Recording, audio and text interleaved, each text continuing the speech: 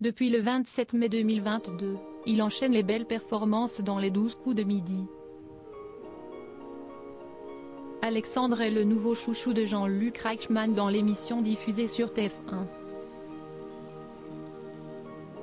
Pour la première fois depuis qu'il occupe la place de maître de midi, il est sorti du silence dans les colonnes de Télé Loisirs, jeudi 9 juin 2022. Il en a profité pour parler de son haut potentiel intellectuel, HPI, note de la rédaction. Dès sa première participation à l'émission, il a souhaité l'évoquer, tant il a pu en souffrir plus jeune. Je voulais donner de la visibilité aux personnes qui, comme moi, souffrent au quotidien. Et de leur montrer qu'on peut aussi être fier de nous, parce que généralement, nous doutons beaucoup de nous-mêmes. On a ce qu'on appelle le syndrome de l'imposteur, a-t-il ainsi confié dans un premier temps. Âgé de 35 ans, Alexandre a été diagnostiqué HPI à l'âge de 33 ans. Quand j'ai commencé à en parler, on me disait je le savais. Comme si c'était une évidence.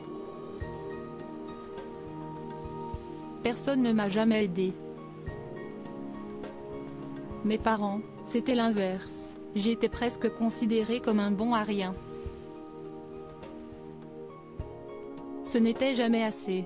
Il fallait que je sois comme les autres, il fallait que je passe 3 heures devant mes cahiers alors que je n'avais besoin que d'une demi-heure, a-t-il poursuivi.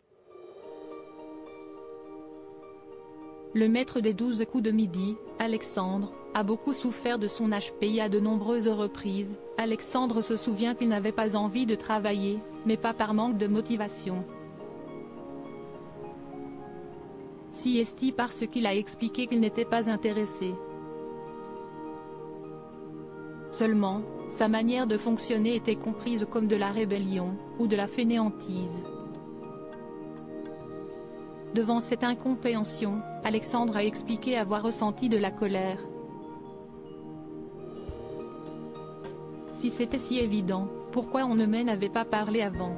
Ça m'a noyé plus d'une fois, ça m'a coûté des places au travail, parce que je ne gérais pas mes émotions. J'étais dans mon monde très souvent, et c'était de l'incompréhension. J'ai toujours eu l'impression d'être incompris.